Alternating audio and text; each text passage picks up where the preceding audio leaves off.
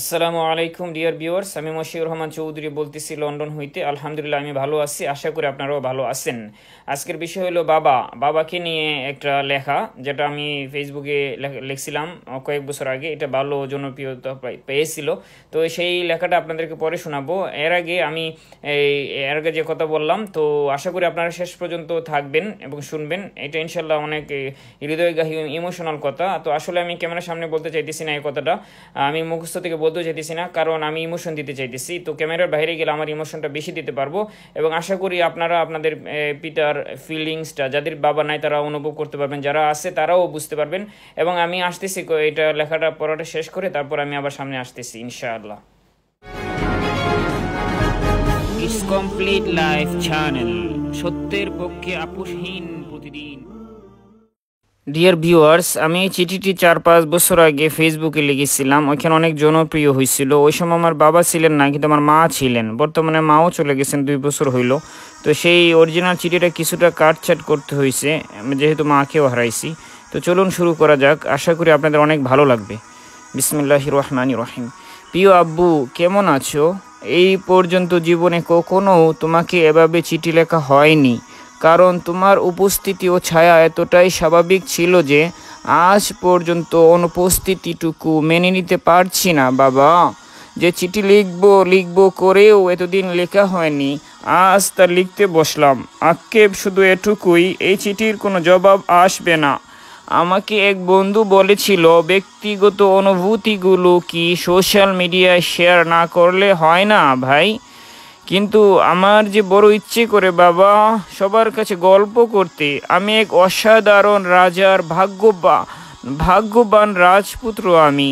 আমার বাবার সবচেয়ে আদরের সবচেয়ে ছোট ছেলে আমি। আব্বু, তোমার ফাঁকিবাজ ছেলেটি এখন আর ফাঁকিবাজি করে না বাবা। তোমার কিছু কথা না হয় শুনতাম না বাবা, তাই বলে এভাবে ফাঁকি দিয়ে চলে গেলে বাবা। যাওয়ার আগে তোমার সাথে কোনো কথা হলো না বাবা, এখন তো সব কথা শুনি বাবা। একবারও তোমার ছেলের পরীক্ষা নিতে চাইলে না, এতটাই অযোগ্য মনে হলো তোমার আমাকে।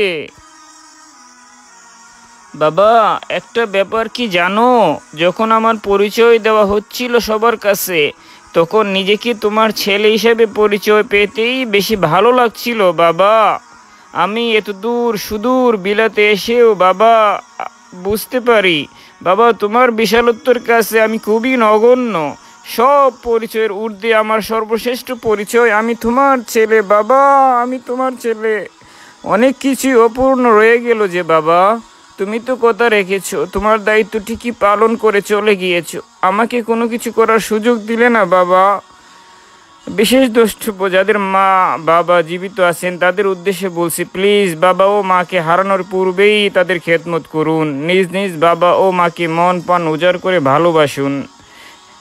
তারপরে চিঠি, এমন শূন্যস্থান বাবা কেন তৈরি করে গেলে যা ভরাট করার ক্ষমতা কারণেই? মা ভীষণ একা হয়ে গিয়েছিল তোমাকে হারিয়ে। মুখে কিছু না বললেও তার প্রতিটি দীর্ঘশ্বাস আমি টের পেতাম।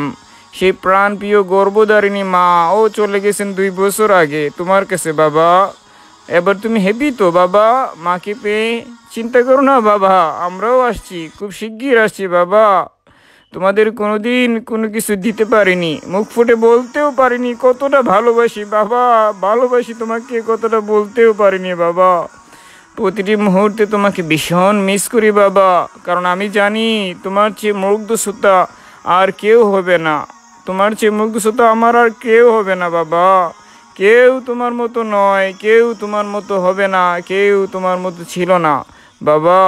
পৃথিবীর সবটুকু ভালোবাসা তোমার মধ্যে সঞ্চিত ছিল, তাই আজ চারপাশের ভালোবাসাহীন পৃথিবীটা বড় রুক্ষ মনে হয় বাবা। তুমি পৃথিবীতে নাই, কেমন আছো জানি না। এই নিষ্ঠুর পৃথিবীতে কেন অসহায় রেখে গেলে? বন্ধু বান্ধবের বাবার ভালোবাসা দেখে আমি নীরবে একা একা চোখের জলে বুক ভাসাই। তুমি ছিলে আমার জীবনে বটবৃক্ষের ছায়া, ঝড় বৃষ্টির ছাতা। মনে হয় এই দুনিয়ার মানুষগুলো তুমি ছাড়া সবাই বড় নিষ্ঠুর। তোমাকে হারিয়ে এখন বুঝতেছি তুমি আমার জন্য কত বড় ছায়া ছিলে। এখনকার মানুষ শুধু পাল্টাপাল্টি ছাড়া কিছু বুঝে না বাবা। রক্তের সম্পর্কের মানুষরাও এখন যার যার স্বার্থ নিয়ে ব্যস্ত বাবা। ও বাবা, বাবা গো, বলো না মনের কষ্টগুলো কার কাছে গিয়ে শেয়ার করব বাবা? তুমি তো চলে গেলে বাবা। শুধু ক্লান্তি শেষে নিজেকে বড্ড অসহায় মনে হয় বাবা। যাদের পৃথিবীতে বাবা মা নেই তাদের মতো অসহায় আর কেউ নেই। বাবার কথা স্মরণ হলে নিজেকে খুবই অসহায় মনে হয়, যেন সব থেকেও আমাদের কাছে আমাদের মহামূল্যবান সম্পদ আমার বাবা নেই।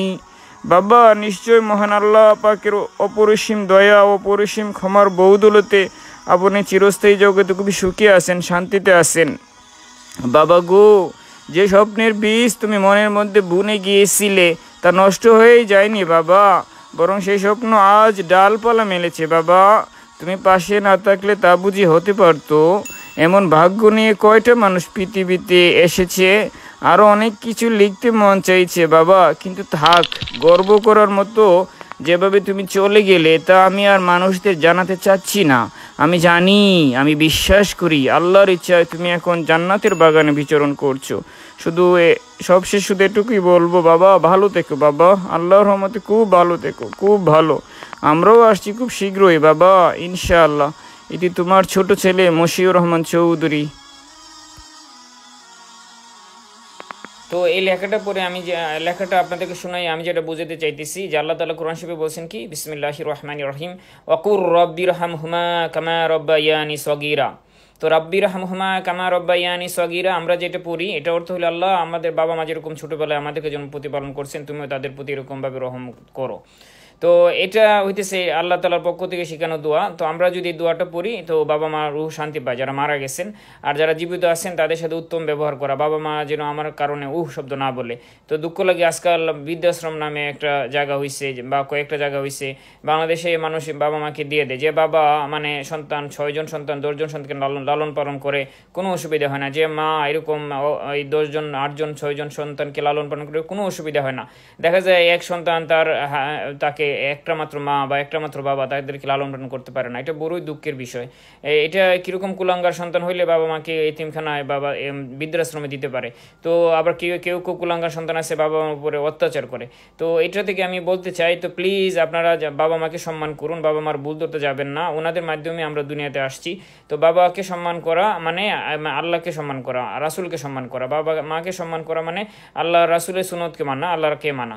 তো সবার আগে মা, তারপরে বাবা। তো মা বাবার ভুল ধরতে যাবেন না প্লিজ। আর ওনাদের ভালোবাসা পাইলেই আল্লাহ তাআলা ভালোবাসা পাওয়া যাবে, আর বাবা মার ভালোবাসা না পাইলে আল্লাহকেও পাওয়া যাবে না। তো এই জন্য আমি বলতে চাইতেছি কি, আসুন আমরা বাবা মাকে ভালোবাসি, ওনাদের প্রাপ্য সম্মানটা দেই। তো ইনশাল্লাহ বাবা মাকে যে ভালো ব্যবহার করে প্রতিদান আল্লাহ দুনিয়াতে দেন, আখিরাতেও দেন। আর বাবা মার সাথে যদি খারাপ ব্যবহার করে তো এর বদলাত মানুষ খারাপ প্রতিদান দুনিয়াতেও পায়, আখিরাতেও পায়। তো আশা করি আল্লাহ তাআলা এ থেকে আমাদের বুঝার তৌফিক দান করুন।